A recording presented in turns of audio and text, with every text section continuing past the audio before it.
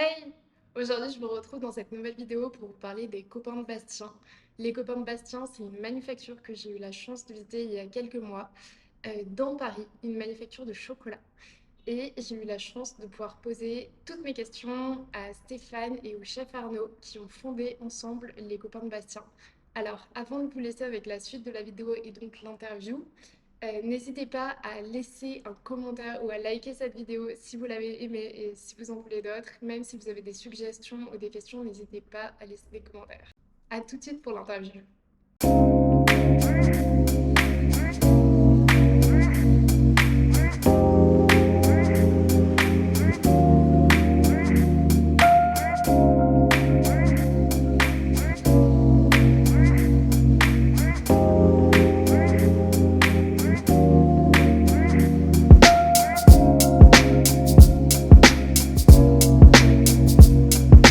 Bonjour, je m'appelle Stéphane Pétillon, j'ai un peu plus de 40 ans.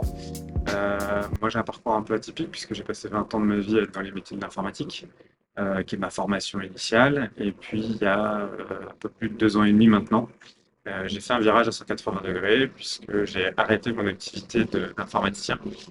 Euh, J'avais une société que je dirigeais avec des associés où on avait une soixantaine de collaborateurs pour me lancer dans une aventure sociale et solidaire qui s'appelle Les Copains de Bastien.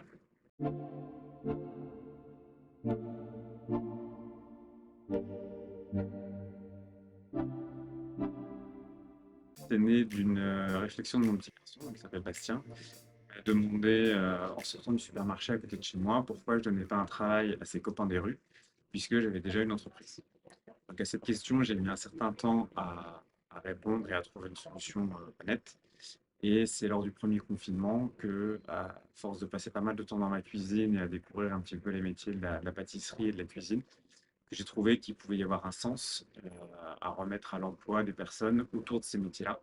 On est quand même en France, métiers de gourmandise, la pâtisserie, la cuisine, c'est des métiers qui sont plutôt en tension aujourd'hui et plutôt porteurs. Donc je trouvais que ça faisait un bel équilibre pour redonner sa chance à qui le voudrait et repartir vers une nouvelle aventure. Alors, notre recrutement, il est fait à travers différentes associations. Aujourd'hui, principalement l'association Entourage avec le projet Lint Out, qui nous accompagne finalement sur le recrutement de ces personnes éloignées de l'emploi, euh, avec voilà, à définir les bons profils, eux à définir quels sont les candidats qui seraient intéressés par le métier qu'on propose. Et donc, on travaille main dans la main pour réussir à relancer cette dynamique vers l'emploi et à permettre à des gens qui sont en situation de grande difficulté de retrouver voilà, un travail, une vie sociale, etc., etc. Démarrage de l'aventure en septembre 2021, donc on a recruté une personne avec cette association qui est toujours dans nos effectifs. Euh, et là, à l'occasion de la rentrée de septembre 2022, on envisage effectivement de recruter 1 à 2 personnes supplémentaires pour accompagner notre croissance. En parallèle, on a aussi des alternants qui nous permettent finalement de mixer un petit peu les profils, de continuer dans cette quête d'apprentissage et de formation. Donc, le chef Arnaud Normand, qui est mon associé, a la charge de former les équipes et de les accompagner vers ce savoir-faire autour des métiers du chocolat. Alors pourquoi le chocolat? Là-dessus, j'ai à peu près zéro mérite, puisque c'est suite à la rencontre d'Arnaud Normand, au moment où je cherchais plutôt un pâtissier, que lui m'a présenté et introduit à ce métier du chocolat et à ce métier du bean to bar. Pour moi, le chocolat, c'était quelque chose de très technique, de très complexe, qui était vraiment un métier d'élite. Et puis en travaillant ensemble et en voyant un petit peu ce que c'est, en découvrant ce que c'était que le bean to bar, en fait, je me suis rendu compte que c'était certes un métier d'excellence, mais qui était assez facilement apprenable, si on peut dire ça comme ça. Euh, donc il y a un certain nombre d'étapes qui sont très manuelles, donc qui permettent à des personnes fragiles ou à des personnes non sachantes de démarrer une activité professionnelle tout en étant aussi productrice que n'importe laquelle autre. Et petit à petit, finalement, de monter en compétences au fur et à mesure des étapes et du process de fabrication. Donc on a découvert aussi, alors j'avais des craintes par rapport au sourcing et aux matières premières, parce que c'est vrai que le cacao, c'est pas une industrie qui est forcément très propre. Mais justement, la philosophie du Bean to Bar, c'est justement d'aller sourcer ces fèves de cacao auprès de petits producteurs, de les rémunérer à un prix qui leur permette de vivre et de se développer. Donc on a un impact social, je dirais aussi, dans les différents pays avec lesquels on travaille, les différents producteurs. tout en étant sur un engagement qualité au top, hein. On est là vraiment sur des fèves grand cru, sur des cacao grand cru. On ne néglige pas la qualité au profit du social ou autre. Et puis, pour moi, ça faisait du sens bah, voilà, d'avoir un sourcing éthique, euh, d'avoir des circuits courts, d'avoir la totale traçabilité sur nos matières premières pour après en faire une transformation de qualité dans notre atelier avec nos copains. Aujourd'hui, on travaille avec 8 origines différentes. Donc, on a fait le pari un peu saugrenu de travailler toutes nos fèves de cacao de la même manière. Parce qu'on veut aussi avoir un rôle un peu éducatif vis-à-vis des consommateurs et que les consommateurs ne jugent pas un chocolat sur leur pourcentage de cacao, mais plus sur leur origine et sur la qualité du produit. Comme je m'amuse à dire aux clients qui rentrent en boutique, vous ne choisissez pas votre vin par rapport au degré d'alcool, mais vous le choisissez par rapport à sa région, ses cépages et à son château, quand on est dans le Bordelais par exemple. Et ben, le chocolat, c'est la même chose. Il y a autant de variétés, de diversité dans le cacao et dans le chocolat qu'on peut en avoir dans le vin. La diversité des profils aromatiques est aussi complexe. Et donc, à partir de là, on s'est dit que bah, la recette pouvant influencer sur le goût, on a établi la même recette sur l'ensemble de nos origines pour que ce soit vraiment le produit et la fève à l'état brut qui bah, finalement se différencient des uns des autres et pas une recette quelconque. Pour moi, c'est un projet qui doit se dérouler en toute transparence. Et donc, on a fait le choix d'avoir notre atelier qui est en même temps notre boutique et qu'on a entièrement vitré pour que les clients qui rentrent dans notre boutique puissent découvrir ce processus de fabrication de chocolat que je ne connaissais pas moi-même il y a un peu plus de 2 ans. Donc j'ai trouvé ça très intéressant de savoir, bah voilà, le chocolat on en mange depuis qu'on est tout petit. Plus de la moitié des clients ne savent absolument pas comment ça se fabrique. Donc je trouvais intéressant qu'on puisse avoir, encore une fois, cet effet pédagogique, cette démonstration du process en globalité. On est voilà, à la fois une boutique, un atelier, je ne vais pas dire un musée, mais en tout cas un atelier visible de nos clients. On est au tout départ, quand on a lancé le projet, on était vraiment très bean to bar, donc à fabriquer des tablettes. Et puis on avait envie de se diversifier, notamment quand est arrivé le moment de Pâques. Donc on a voulu faire notre pièce signature, euh, comme beaucoup de chocolatiers ont. Et donc nous, on s'est dit, bah, qu'est-ce qu'on peut faire d'original qui nous caractérise et qui est vraiment à l'image de notre identité. Donc on a fait le pavé de Paname, donc on a fait faire des moules sur mesure qui finalement reprennent les formes d'un pavé parisien. Alors pourquoi un pavé parisien? Bah, déjà parce que notre labo et notre projet est né à Paris. Et puis surtout, le pavé, c'est l'image de la rue. Notre projet est quand même un projet qui a pour ambition de sortir les gens de la rue durablement. Et donc, bah, on travaille tout notre marketing, notre communication, si je peux dire que ça, autour de ça. Donc, on a des produits d'excellence, mais on n'oublie pas pourquoi on le fait et d'où on vient. Donc, nos tablettes de chocolat, c'est pareil, on a fait faire des moules spécialisés qui représentent les pavés de rue, avec un petit logo de plaque de rue, donc, dans lequel était inscrit notre marque.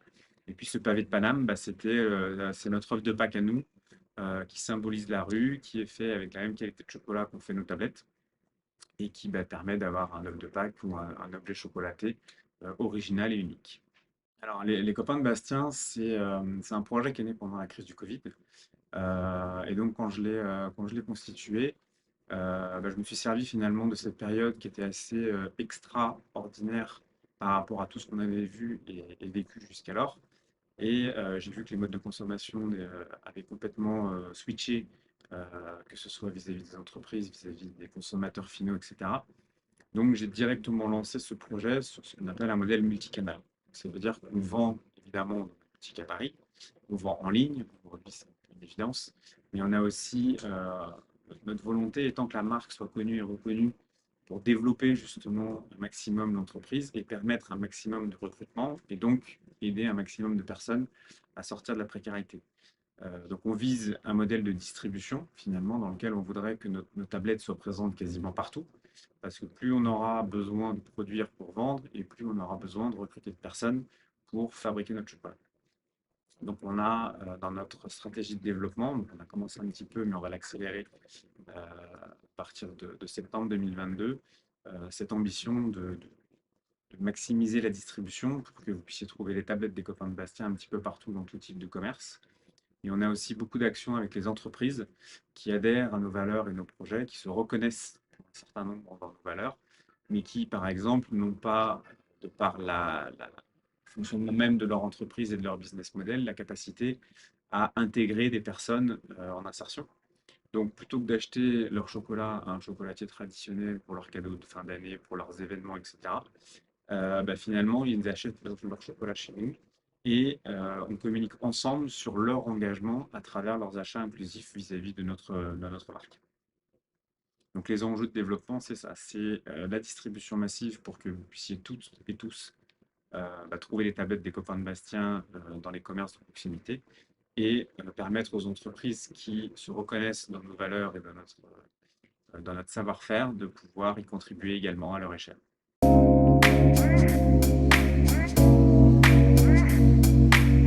Partir d'une page blanche comme ça en pleine crise sanitaire, croisée d'un conflit en Europe, ça amène un certain nombre de difficultés. Je dirais que les premières, c'est déjà effectivement ce que rencontrent tous les entrepreneurs, hein, créer une marque, construire une marque. C'est pas évident, se différencier. Dans un moment où la consommation fait du yo-yo et on ne sait pas finalement à l'avance ce que vont consommer les gens, à quel moment, quelle typologie de produit. Quand on ne connaît pas le milieu, quand on ne connaît pas le métier, c'est des difficultés quand même assez importantes et qui sont, je dirais, aussi liées et corrélées aux enjeux financiers, puisqu'on est une entreprise d'insertion, mais on n'est pas subventionné, on n'est pas financé. Donc ça veut dire qu'on doit faire tenir notre entreprise avec un modèle économique standard, en payant des salaires et nos matières premières au juste prix.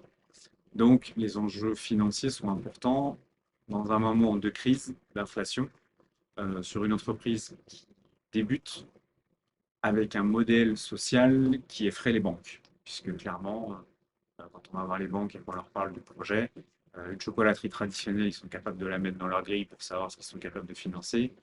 Du bean to bar, c'est un mouvement qui est assez nouveau. Ils ne savent pas trop ce que c'est exactement, ils ne connaissent pas les marges et les ratios. En plus, c'est social. En plus, c'est à Paris avec des frais fixes qui sont importants. Donc voilà, les enjeux, c'est comment finalement on est capable de se faire accompagner financièrement. Et j'avoue que ça donne quelques sueurs froides ou quelques nuits blanches au planning. C'est vrai que c'est un projet difficile depuis le départ, mais par contre qui est tellement riche de l'énergie qu'on a, des personnes qu'on accompagne, qui est tellement riche finalement du regard que les autres acteurs posent sur nous, que ce soit nos confrères chocolatiers, que ce soit nos clients, qui trouvent, notamment les clients entreprises et notre réseau de distribution, qui trouvent admirable voilà, un projet qui naît pour faire du social et autres. Et quand chaque matin, je vois nos équipes qui arrivent avec le sourire pour venir travailler et qui sont juste heureuses de travailler, euh, ça permet vraiment de se réénergiser et de rattaquer une journée du bon pied.